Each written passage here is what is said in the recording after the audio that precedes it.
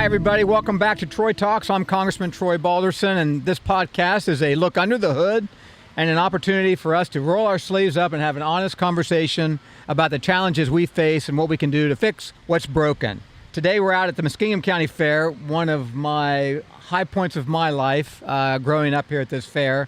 But it's always great to be out here and catch up with the kids and friends and folks that I grew up with. And the most important piece for me is the 4-H programs and having grown up in 4-H. And it's something out here to watch the next kids prepare for the next generation.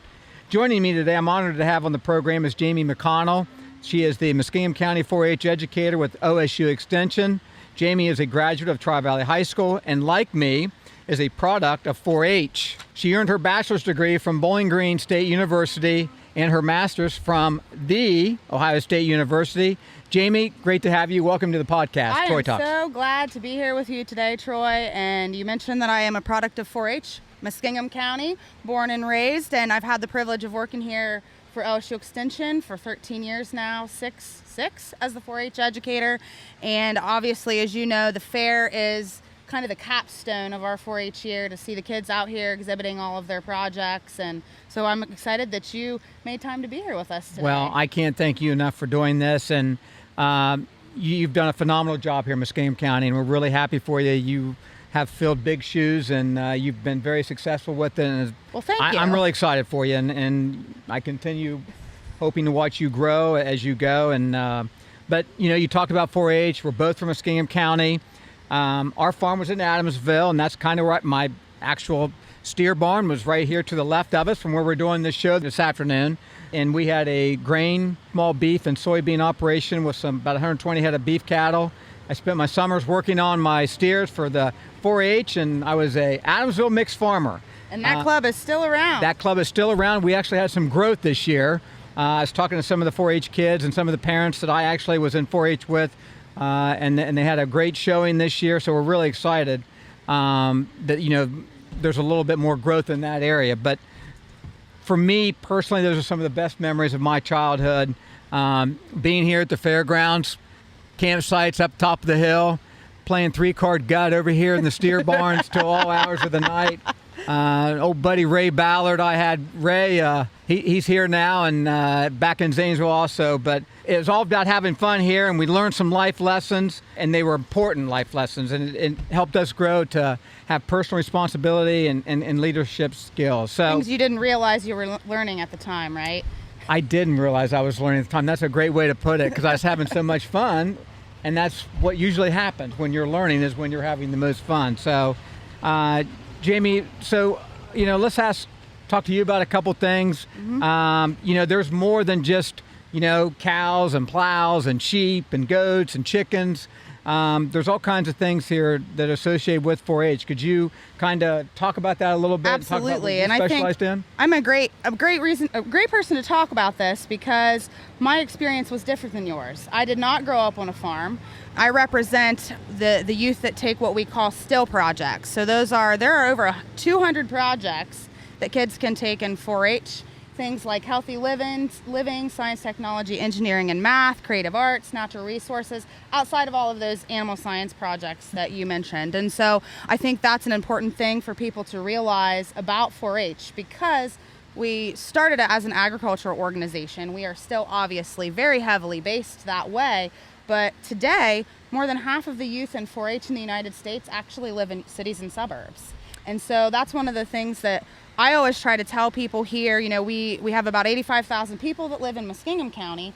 About a third of those live in the city of Zanesville, and they think that 4-H isn't for them.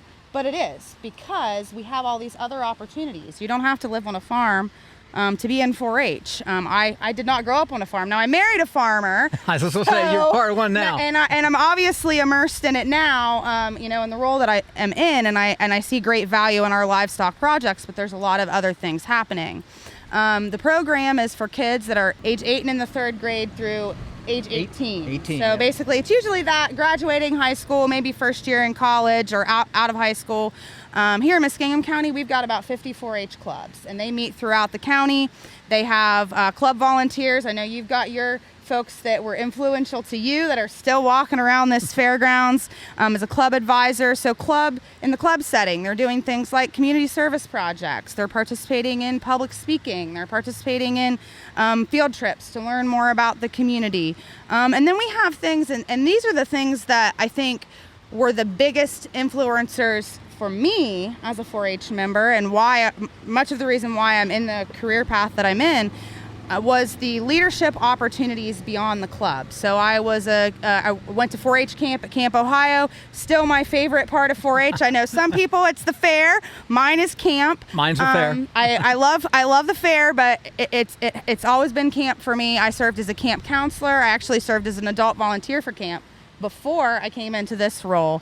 So we have a couple of overnight camping, or an overnight camping opportunity. We also have statewide programs that kids can participate in. An Ohio 4-H conference for our teen leaders. There's a state leadership camp at Camp Ohio that I participated in myself. And there are nationwide programs like Citizenship Washington Focus. So when I was just out of graduating from high school, we spent a week in Washington, D.C. learning about how government works. And so some of those things are not necessarily things that people know about as far as opportunities in 4-H. You would find it amazing, the everything that you said, and the amount of people that don't understand what 4-H is. They see 4-H and they think animals. And as you said, it's just so broad. And there's so many other opportunities out there for kids that live in the city, in the urban areas. Part of this 12th Congressional District doesn't have any rural parts to it. Right, so absolutely. Those kids are important. And there are active programs in the urban areas in Ohio as well.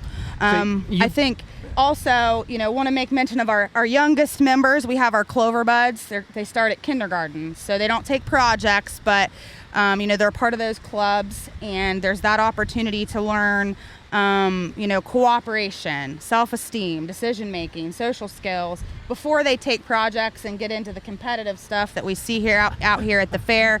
We have some county-wide events they can participate in, and we're really starting to see more first-generation 4-H families come in and participate in Clover Buds. And research shows that if we can grab those kids at that Clover Bud age, they're more likely to stick with us throughout the years that they're eligible to be in 4-H. And that carries them through the rest of their life. It gives them a great start. And, yep. I go back, and as I was talking, my steer barn's right down to the left of us. And, my 4-H leaders were Ronnie Shire and Bobby Bowden. And I can't say enough about Larry Lapp. And I had such a great group of people around me, helping me with these projects. Obviously, my father and my brother also participated, but it's really great for you to be here today because we're trying to spread that word. That's part of the message that we're trying to get out as the influence that I have, the ability, when I go to employers and I go to manufacturing facilities, when I go to small businesses, and one of the big things that I hear all the time is, we need workers, we need kids, and we need workers, and they're right out here. I tell them all the time. I said, make connection with your 4-H, get involved with the 4-H kids. And I routinely hear from local businesses that they know who our kids are when they walk in to interview for a job, because the first two things they see are eye contact and handshakes, because we teach that throughout interviewing for various things in 4-H, and that's not something that they're seeing from the average kid, but our kids in 4-H are bringing that to the table. And I'm glad you brought that up, because I just saw Annie Iden, who married a friend of mine who we is also, both of them were in 4-H, but and their boys. Her little granddaughter, and their boys, but their granddaughter was right there, and she introduced me to her, and she said, "Now look up, your eyes at Mr. Balderson." So that's how big a deal it is and how important it is. And I think we teach them to not only interact with their peers and do that with their peers, but to not be afraid to walk up to an adult or a dignitary such as yourself and do that and shake hands and have the confidence to interact with people of all ages. Well, let's kind of dig in a little bit behind the scenes. We've kind of set the area here where we want to focus on, and one of my biggest worries, especially for our younger generation, is that we have devalued the dignity of hard work and working with our hands. I was a mechanic as I was growing up, worked on cars at the shop, at the dealership. I think it's important. We're kind of getting away from it. we need to, communicate how important this is, to our parents. And as we've been going out, we're talking to employers about that. Get the moms involved, with the decision-making process. But, our kids, there's many studies out there. Our kids between the ages of 8 and 12 spend 4 to 6 hours in front of a phone screen, and teens spend anywhere up to 9 hours. But call me old school, but that's way too much time behind the screen. And, I look back and I obviously raising a child, I've made mistakes, but one of the things that, his mom focused on was, he didn't get a telephone right out of the gate because we knew that it was unhealthy. That brings me to my next question for you. Is technology becoming more and more important and it's part of our everyday life? We have to come to that conclusion. I'm old school. We have to learn how to balance. Yes. Balance it. So kind of talk about that from the social media standpoint and actually, learning marketable skills. Can you talk about what 4-H, is doing to helping those kids, not necessarily getting away from the screens, but incorporating it into their soft skills also? The first thing I thought of when you were just mentioning that is, if you're taking care of livestock, you don't have 4 to 6 hours a day to spend in front of a screen. So that's the first thing is, we're offering a lot of opportunities for these kids to get involved, be face to face with people.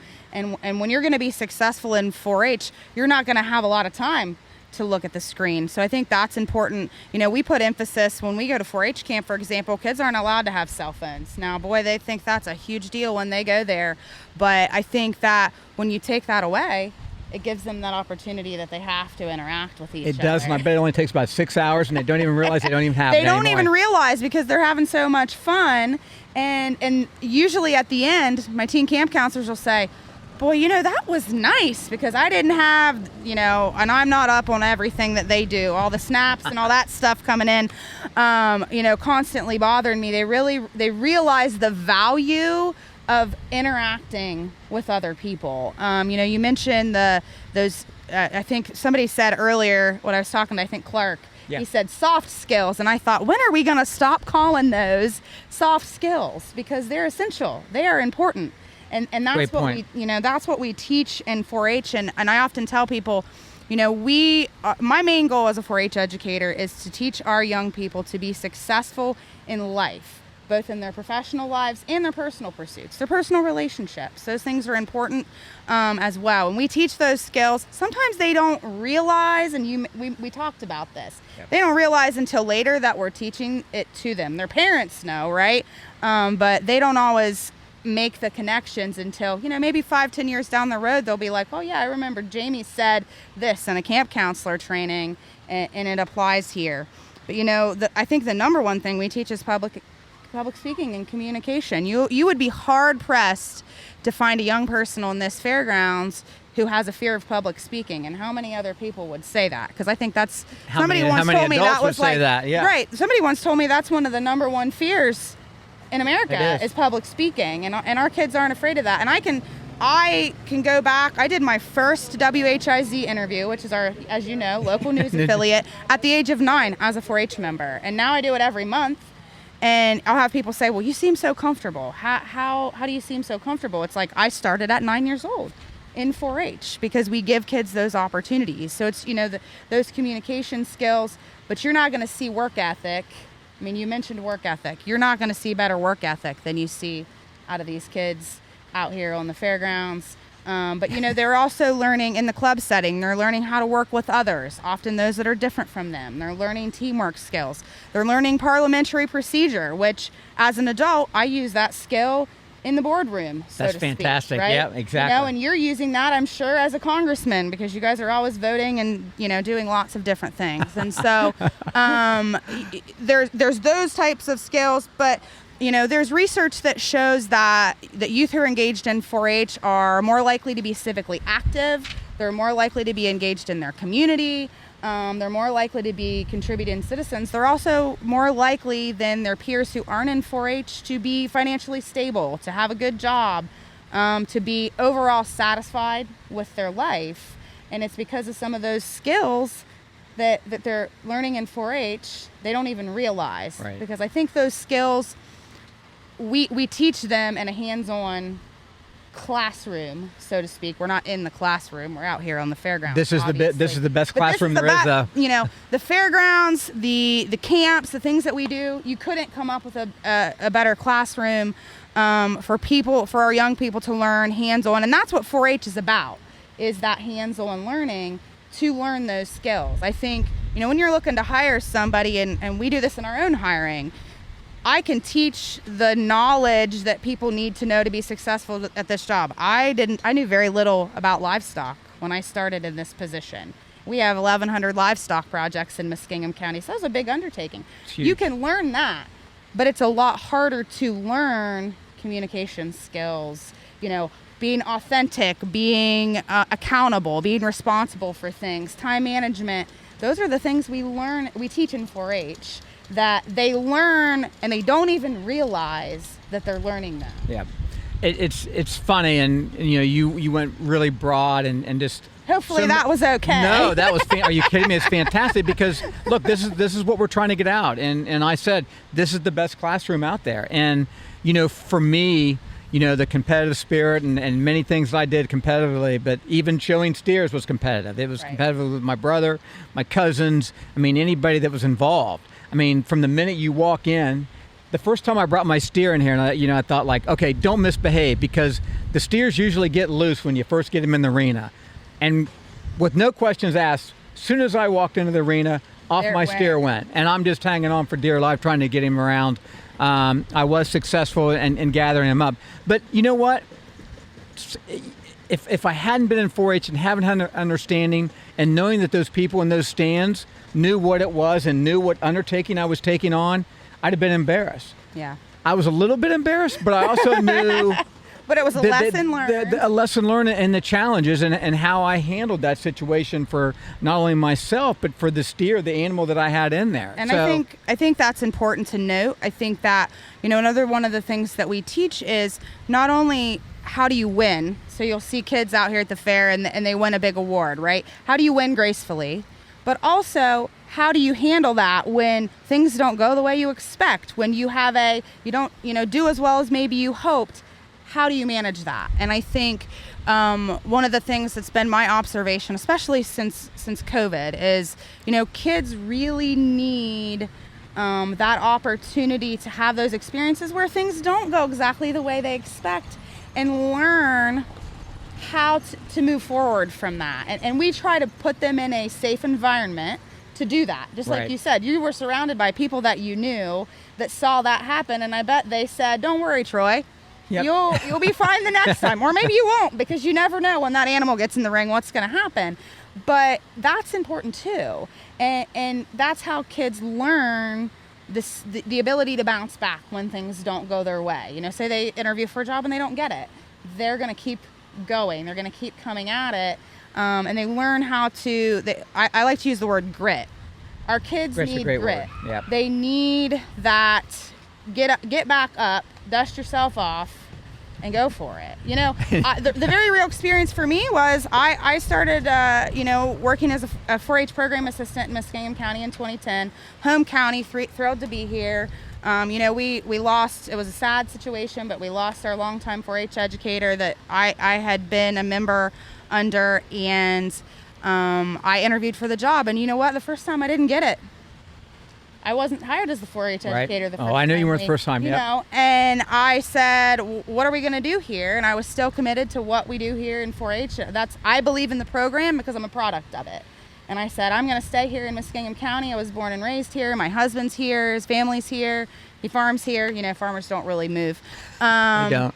But it was important to me. And, a few years later, here I am. Yeah. And I think that also teaches. Jamie, you brought up some great points, and that kind of leads me into the next segment as far as America is the land of opportunity.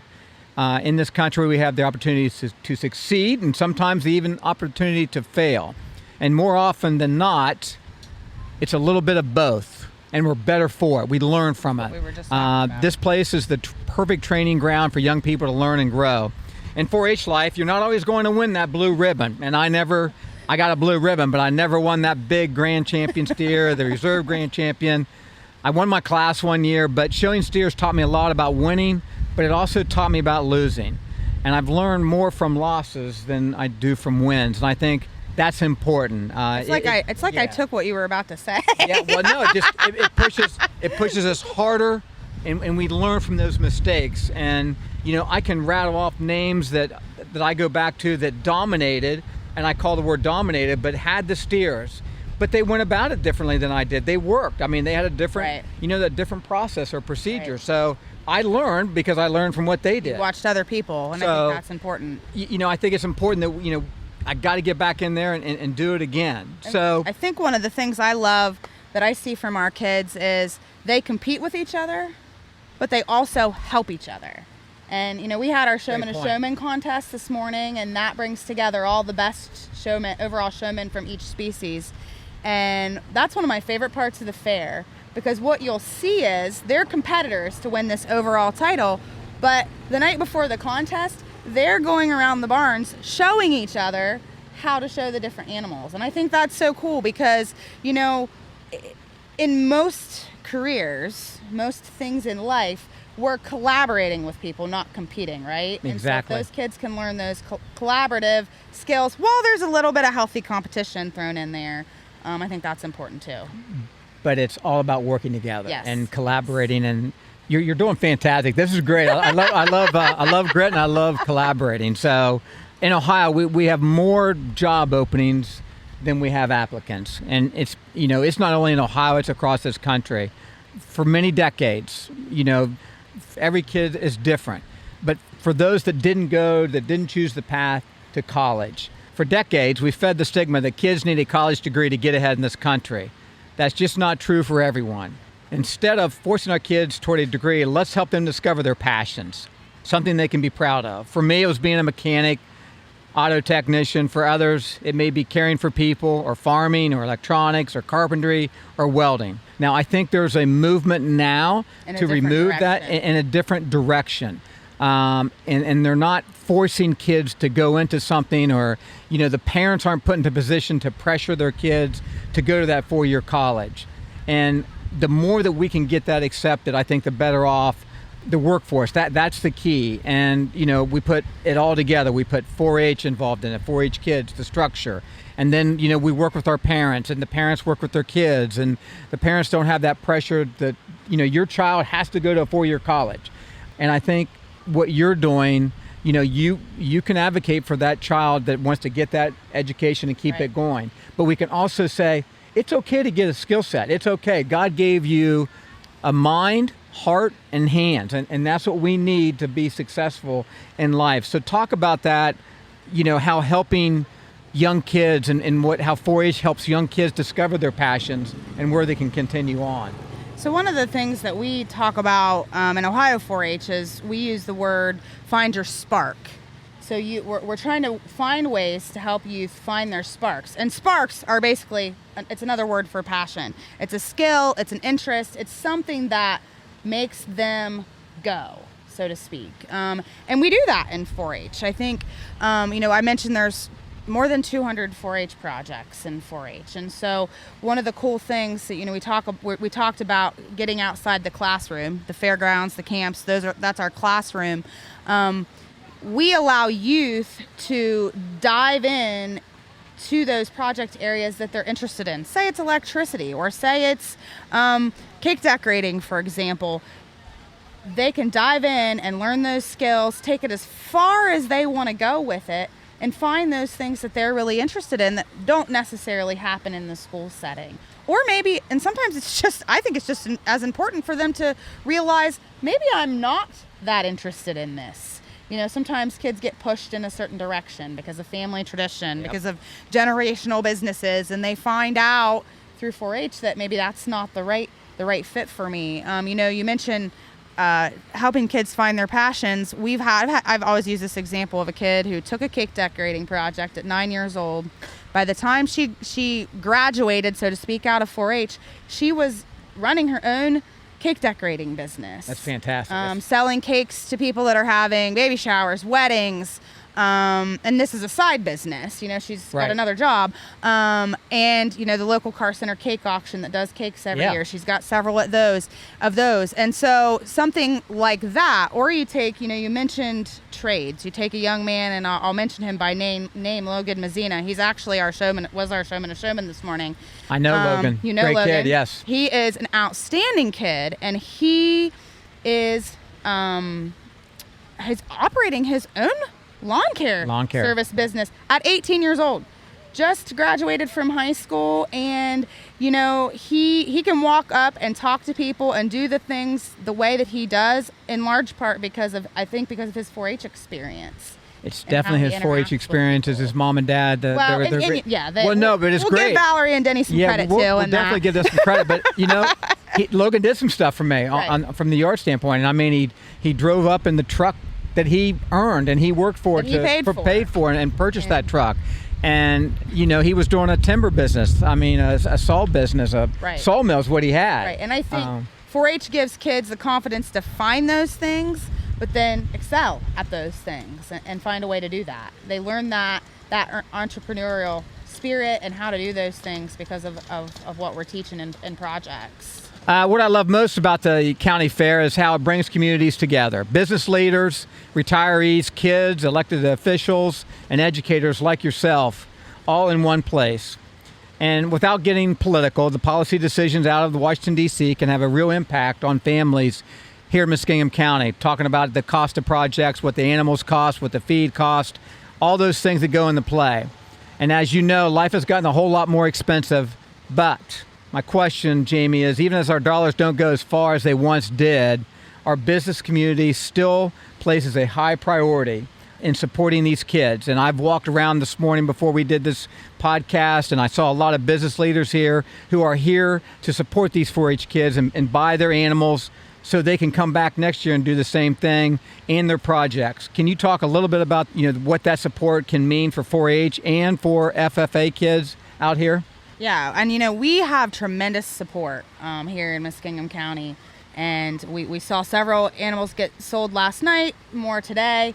I think first and foremost, it just shows these kids that are out here doing this hard work that our community believes in them, believes in what they're doing, believes in the skills that they're learning. I think it's really neat to see those young people connect with those, whether they be local officials, business owners. You never know what connections they're going to make. It could turn into a job connection. It can turn into a volunteer opportunity.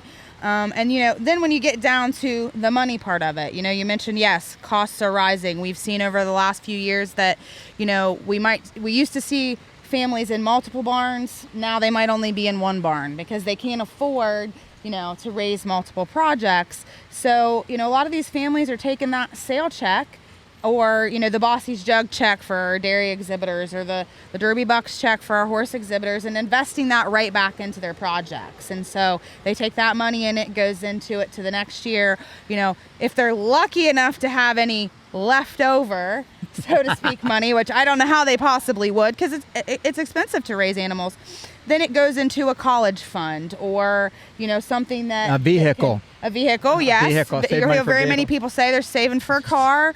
Or we would be remiss to not mention those kids that maybe don't decide to go to college. It's not going directly to college, but maybe it's helping. I'm willing to bet that Logan, that we mentioned earlier, that his sale check's going to help out him and running and expanding that business that we were talking about. Absolutely, and that's a great point. It's we talked about the business leaders that come here and people with leadership, and they enjoy the kids. I mean, it's always fun to see the kid bring the prize to the person, that the businessman or whoever. They get some nice buyer gifts. They get some nice stuff. I saw somebody come in last night with homemade cookies, and I'm like, I'll take those any day. I remember my first check after I did my steer. The first place I had to go was to Landmark. And it's where I had to pay. That's where I got my first little account, and I just thought I was big man in Muskingum County, because I had my own account at Landmark. But I would go and pay the tab that I owed for my feed, all the supplies I needed for my steer. But I want to bring this piece into competition, because I've been on that other side of it. Business people, they get a little competitive here too. Oh, they do. And they're going to say how many can. And it's always the first phone call. How many steers did you buy? How many hogs did you buy? How many chickens did you buy? How many? I mean, who was the top buyer? Who was the top buyer? Who bought the reserve grand champion? And that makes it fun too for the business leaders and the community. And you also will see them work together. And we see some really tremendous. We had a young man last year who lost his father. Yep. Just a couple months before the fair, and I'm getting a little emotional because, one of the things, and we haven't mentioned it yet, directly, is we are a community of people. I refer to them as my 4-H family. Here in Muskingum County, we have over 1,200 kids involved in the 4-H program. I have one child of my own at home, but I have over 1,200 kids that are my kids, that are my family. And so when things affect families, you see these people come together. And we saw that last year at the sale with a young man who'd lost his father. I have a feeling, and she probably already sold down there, a young lady by the name of Lennox Tysinger, lost her brother earlier this year. He was a hog exhibitor there. People, the response, the way business community comes together and says, we're going to support this family. They are a part of our community. They're a part of our 4-H family. I've lived in this community my entire life, and I think you'd be hard pressed to find anything like that, out there elsewhere. Couldn't agree with you more. And it gives you goosebumps. It does get emotional a little bit, thinking about that. And I know exactly the stories that you're sharing. And, for me, from a personal standpoint, I wouldn't be where I am today without. Absolutely. I wouldn't be either. There's so many great things that you've brought up today, and this has really been fun to do this with you. But we'll get to that in just a minute. I'm going to admit I was a little nervous. when you bring up this community, coming in and supporting the kids and the leaders of this community, and we talked about how it's been important to me, but and how they've come in for kids that have had tragic in their life, and something go wrong. But let's talk about the hometown values that are here, in Muskingum County, at the Muskingum County Fair, and let's elaborate a little bit more on that and what the importance and what that means to we values. mentioned the tragedy, but we also have to mention the success. The kids are going to be supported. They're going to support each other. I think, again, being born and raised here, it's about work ethic. This is who we are. You hear a lot of people talk, and I was one of them at one point. I wanted to leave Muskingum County because I thought there were bigger and better things elsewhere. But what I learned, went to college, did some of that stuff, was there's really no better place to live. If you want good, hardworking people who are going to look out for each other, who are going to,